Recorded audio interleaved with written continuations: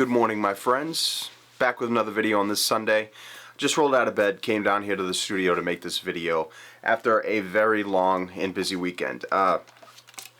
Sarah and I had two weddings. We had one on Friday and one on Saturday yesterday, and I learned a lot of stuff that I wanted to talk about. I know that the last couple days, guys, it's been a little difficult. For me replying back to the comments that you guys are leaving and, posting a new video besides the podcast and stuff. It's just strictly been because we're so busy and dialed into what we're doing right now. We're very overwhelmed with editing. I have 1, 2, 3, 4, 5, 6, 7, 8 weddings that I need to edit that are backed up right now. So I'm trying to put content out in the middle and then just kind of, go with my thoughts and educational stuff on what I'm thinking as I'm going, but just bear with me. If there's a little gap between the videos or replies or something like that, it's not because I'm ignoring. But today I wanted to talk about something that happened yesterday at our wedding. I shot the whole wedding with one lens. And as you guys know, if you've been following this channel a while, shooting a wedding with one lens has been like my dream. I've been talking about doing this for like so long. And, as I moved from like the 24 to 70 and the 70-200 and a bunch of different lenses and going to the weddings with bags and bags of stuff down to where I'm at now pretty much, which is the 2 prime combo, I've still had this feeling of wanting to simplify things even more and to stop using even 2 lenses and just really just have one to go. Now, obviously this is not possible with every single wedding, okay? It's not something that you can just 100% know that I'm gonna go to a wedding and I'm gonna only use one lens the whole time. Sometimes there's external circumstances and things are different. I get that. But I'm just talking about my experience about what happened yesterday. I used one lens. I used the 50 1.8S the whole time. The wedding was absolutely so fulfilling and fun to shoot with that one lens. To have just one lens that I was using. Now, I did have 2 cameras on me. I had the 50 and I had the 24. But the 24 stayed basically on my, I have 2 cameras on me. I have one with a black rapid strap on the side, and then I have one over my neck strap just hanging off. I took the neck strap and I kind of just put it behind me, and I just used the 50 on the black rapid strap the whole time. The 24 did not get used. So that was so amazing, and I was consciously doing this because I wanted to, like I said, I've had the motivation for a while, but I wanted to see if I could actually do it. And I pulled it off, and it wasn't a struggle to not pull out the 24 and use it, to be completely honest. See, the thing is, guys, one thing that just really cemented my thoughts again this weekend is it is all about the moments in between the moments. That is where all the good stuff is with the wedding. It is not with crazy elaborate lighting setups. It's not with crazy colors in the sky and backlit photos or, unbelievable sunsets. It's not with crazy props or different effects. Great photography is just about moments. And the stuff that makes those moments really good and compelling is when they're true and they're honest. The only way that you can get to those moments, guys, the only way is to be so dialed in and focused on what you're doing and non-intrusive to not pollute and contaminate the scene. That is the only way that you can do this. You have to be able to not fiddle around with gear, to not fiddle around with changing lenses, to not fiddle around with any type of crazy setup, and just get in the moments.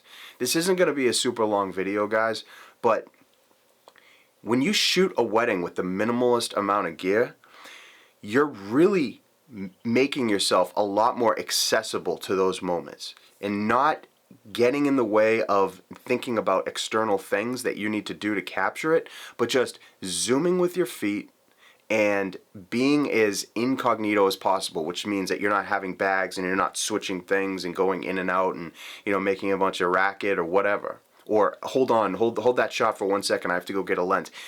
Fuck that. Fuck all that, man. You need to just, in my opinion, now this is my opinion when it comes to weddings and shooting, I look for the moments, and I'm so dialed in to like narrowing down my focus intently on what's going on that I don't want anything in my way. So I shot the whole wedding with a 50. I did formals, I did portraits, I did the I did the candid stuff, everything with the 50, and it was completely fine. The gallery looks, I just downloaded the images and kind of quickly scrolled through them, look extremely strong, and it's the same focal length, so it's cool. It's a different perspective.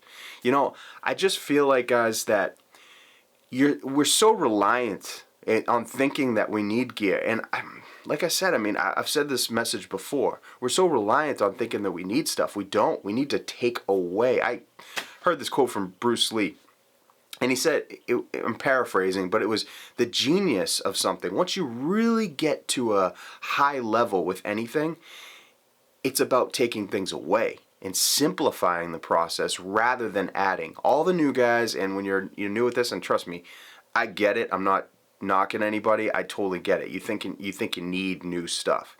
You don't. You really don't. When you master something, you're going to want to take things away because they just impede your ability to get in there. And I just want to leave you with this, guys. Please, for the love of God, go out there and focus on the moments between the moments. You have to figure out how to hone your focus. Focus in on what's going on. I took so many shots that I was proud of this weekend on these two different weddings. And looking back, it was all about, I was intently focused on what's going on. I'm looking at things as they're unfolding intently. I'm not waiting for the next shot. I'm not waiting to set up something. I'm not thinking about what the first dance is going to be, in 2 hours, or I'm not thinking about what we're having for dinner. I'm not thinking about the fact that I got to take a leak or something like that. I'm focused on what's happening. And it's hard, guys, because I want to give you guys some secret sauce or some magic formula to be able to do this, and I'm trying so hard to figure out how to put this stuff into words and show you a path on like where I come up with images and how I do things.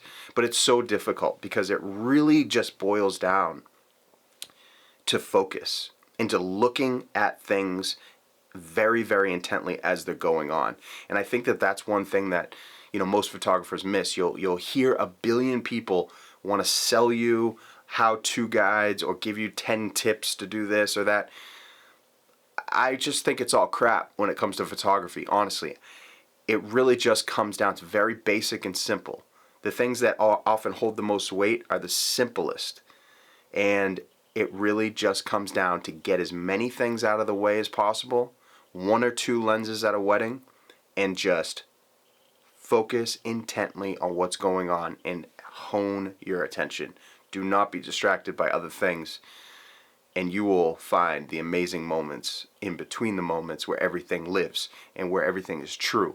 It's not about that pose shot. It's not about, obviously those have their place. But the real hard-hitting photos, the ones that stand the test of time, the ones that when you show them to your couple, they make them cry. Those ones are the moments in between the moments because they're real and they're true and they happen organically and they're of the scene and they're part of the creation of the day. That's what I want to leave you with. I hope this wasn't too much rambling, guys. Sarah and I are going to try and record another podcast tonight, so we really hope you guys are enjoying that. Much love to everybody. Thank you so much, everyone, for the support. You guys are just amazing. Till next video, guys.